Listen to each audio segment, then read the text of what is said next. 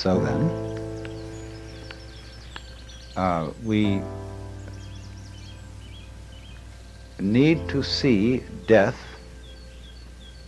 and its allied phenomena in its suchness. That is to say, well, it is just after a certain time, as the leaves in the fall disintegrate and fall off the tree, and we say, well, what a lovely autumn it was, this New England trees, a very gorgeous season. So in the same way, human beings fall apart. And well, we say that's terrible. And the unanimity of the social attitude makes it terrible for each individual. But supposing the unanimity of the social attitude was quite different, and there is no reason why it shouldn't be, and falling apart is considered quite the thing to do. After all, it helps to clean things up, it gets old stuff out of the way, and so we, us, I, can all go on. We renew, we come back.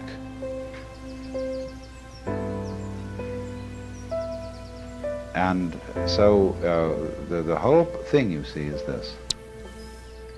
You can't suddenly switch from death as an awful horror to death as a great event. You have to go through a certain intermediate point where you have to see it just as that. This is very useful in getting yourself accustomed to all kinds of queer things. There was a woman who was a good friend of mine who moved into the country and found her house was full of black widow spiders.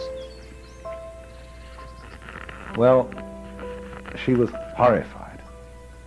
But being very sensible, she bought a book about black widows, and she got a model, those things they sell in from biological firms, a dried black widow spider encased in a plastic cube.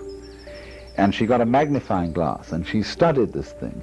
And she learned everything about black widow spiders. Finally, she captured a live one and looked at it under a magnifying glass, and slowly, slowly, slowly, she appreciated the suchness of it.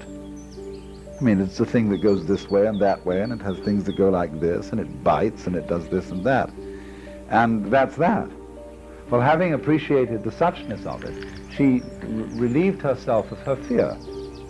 And then she learned after a while to respect them, and then really to be on very good terms with them. She knew how to keep out of their way and what their habits were. Always when she picked up a shoe, shake the shoe, don't put your foot in without shaking the shoe first. Little things like that. So, somebody wrote me the other day from Santa Barbara and said that in her part of the country there are more private planes than anywhere else in the United States, and they fly at less than 1,000 feet, and they keep going over her place. And she's a very well brought up lady.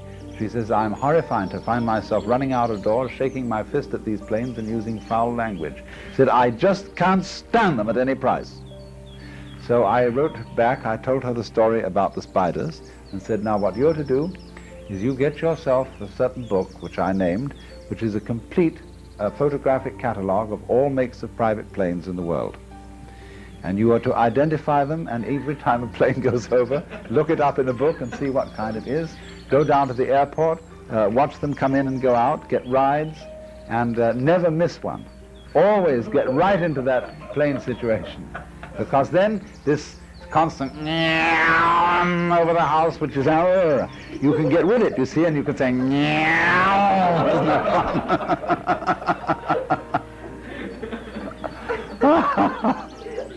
fun? People hate drumming.